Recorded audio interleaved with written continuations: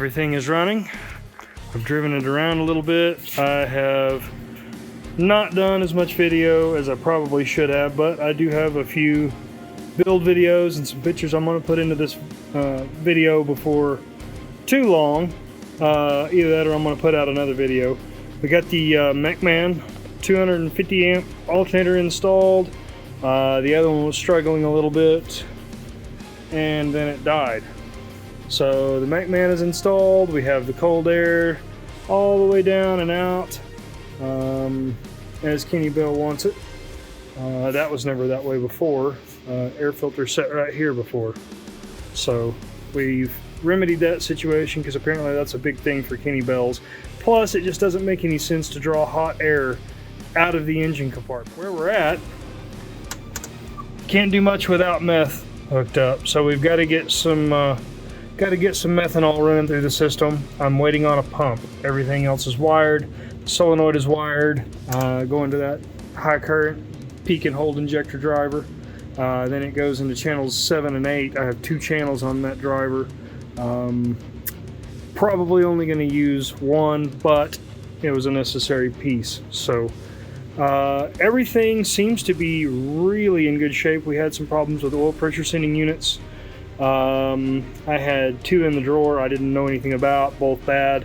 One red funky all the time, one red right, but ran oil out the plug, pushed the seal out of the back of that MetroPack plug. So yeah, it was definitely moving some oil through there. It had a drip every probably 10 seconds or so, so I ended up having to clean a bunch of oil out from underneath the truck yesterday after driving it around. It's got about 100 miles on it right now. We're getting pretty close to the end of the break-in period as far as I can tell. It does have the full stainless exhaust system run. I think I've got some pictures I can put in there at some point. Oh yeah.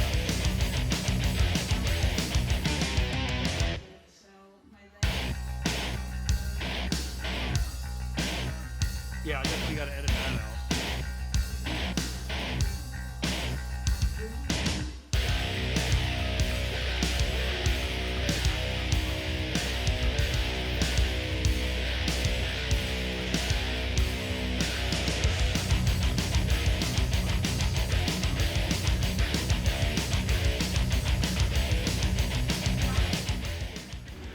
The interior is all put back together. Although it's messy right now, it is all put back together. There's my Terminator X 8 input, 8 output module, and the peak and hold injector driver for the methanol injection. All the factory gauges still work. Everything works as factory. I do have StabiliTrak warnings on, but no check engine light. ABS and everything else was tripped out when we put it on the dyno the first night. That's kind of to be expected. It happens on pretty much everything modern we put on the dyno. Pillar pod is working. Got the laptop in here. Was messing around with all the Holly software. Gotta start setting safeties and stuff very soon. Truck is dirty, but it runs fantastic. So hopefully I'll get a little bit longer video with some time-lapse stuff thrown together in the next couple of days, but this is just a quick update.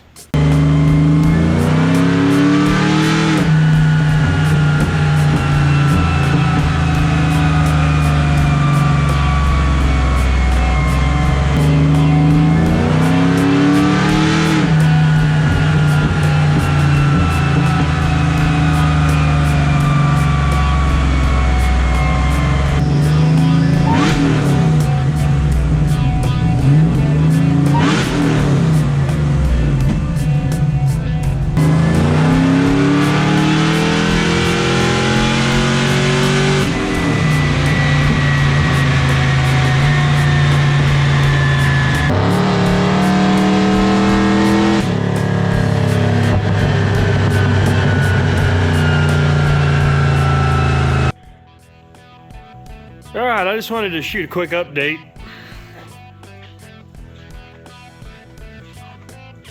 here's where we're at. Everything is in there. Everything runs. And we did put it on the dyno last night, but we are running out of fuel pressure. A single 340 liter per hour pump is not going to do it. So I have 2 pumps in the tank.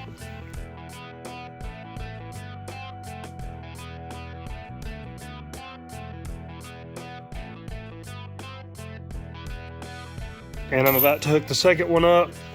It is triggered from the Holley ECU to come on above 5 psi of boost.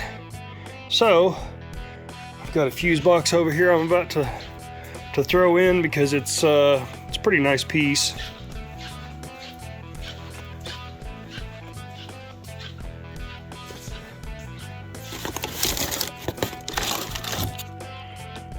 Fuse and relay, all sealed,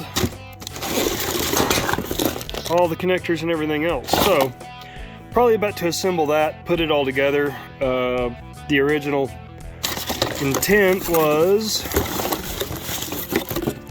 to use a bunch of these PWM output controllers, fan controllers, pump controllers, da-da-da-da-da. I'm over it. I don't even care anymore. So I'm gonna just throw some relays on and see what happens. The meth is coming on. Pump's coming on, everything checks out. It's helping knock quite a bit out of my intake temps. So we're gonna give this another shot as soon as I get everything hooked up as far as the secondary fuel pump goes. We were dropping fuel pressure precipitously. Anything above like 10 psi, it was falling off quick. So we're gonna have another shot at this and see how things go. We got the blower off. These 2 holes right here are a 1/8 inch NPT, and they are tapered because of being NPT. Well, that's 1/8 inch as well, but it does not taper. So what happened was, apparently I ran that tap in there too far on this particular hole, so we don't have a good tension on it when we go to tighten it up. So now we're pulling the rear off the blower again. We're going to try to figure out how to fix this problem. Hey, pump's on now. Let's see it. Oh yeah.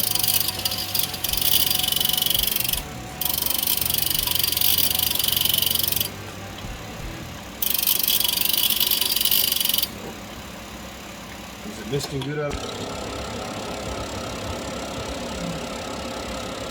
Ready? Yep. Good Lord. Okay. So we kind of decided to punt and start again. We have got our methanol solenoid mounted proper this time. All this stuff is proper now. Replaced replaced a 3 with a 6, so now we're spraying 2 6s in the back at full pressure, pulsing the solenoid. So hopefully we're going to be able to get the intake temps under control enough to make a pretty good dyno pull today. That is the plan. I'm hoping this helps as well. We're going to throw that in our intercooler water, mix that in real well, and see if maybe that helps knock a little bit of temp out of our intake as well. I'm going to go ahead and change the oil since I had the blower off already. Yeah, we made a bit of a mess last night. All of that shock cleaning has gone away now. But I now have all the new Red Horse and Peterson fittings on. Everything is ready to go. Got some anaerobic on the mating surface for the lower. I think as soon as I get the oil changed in the supercharger, we're ready to bolt that sucker back on and try to make some numbers. Be back in a minute. Alright, quick update. This is where we're at with the Trailblazer. It was put on hold. We ran into quite a few problems. First and foremost, only video I've done in probably 2 months was video bitching about these rocker arms. So I had Speedmaster Pro Comp rockers on this thing. Black 1.7 LS. Typical roller shaft mount rockers, paired shaft. So anyways, these things started coming apart. Number 7, 8, the roller bearings out of it, and then filled the engine up with needle bearings. So we're gonna have to punt and either pull the motor or cut the cross member, pull the oil pan, and I think we're gonna cut the cross member and pull the oil pan. I think that just seems like the logical way to go because I want to get rid of this oil pan that's currently in it. It's a factory pan, mid-sump, pile of crap. Get rid of that so I can solve the cavitation issues. They make a kit that's a bolt-in cross-member kit. Comes with a C6 pan and pickup tube. I can't see any reason not to do that. We're at that point. I don't know. I'm done. So I'm waiting on a few parts to get here, namely those, and then I've got the Kincaid killer chiller ordered. That's pretty exciting. The killer chiller seems to take over your air conditioning, shuts off the evaporator in the cabin, and devotes all the cooling capacity to a heat exchanger that is going to get your water tank nice and cold all the time. So we're going to get that handled. I think I got the rocker arm situation under control. I'm gonna double check push rod length before I put these on, but there's a set of Howards there. A buddy of mine had them in stock. Unfortunately, they're purple. Not a fan of that. I'm glad there's valve covers.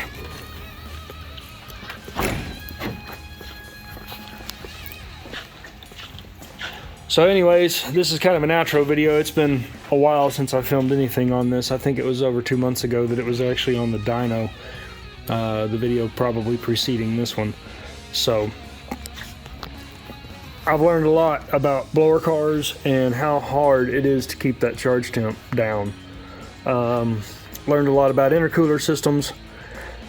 This one was, I wouldn't say it was ineffective, but it was inefficient. I couldn't get enough heat out to make a big difference.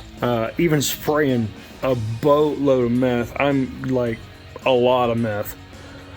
So I think I'm going to keep the meth on it just as, you know, a backup. If intake temps climb too high, it'll spray a little bit in there and try to keep them back down, knock them back down. I want to try this killer chiller. If it's as good as they say it is, I shouldn't need the meth. So we'll see what happens. If this doesn't work, probably gonna throw the blower off of a bridge and put a turbo on it. You guys have a good one.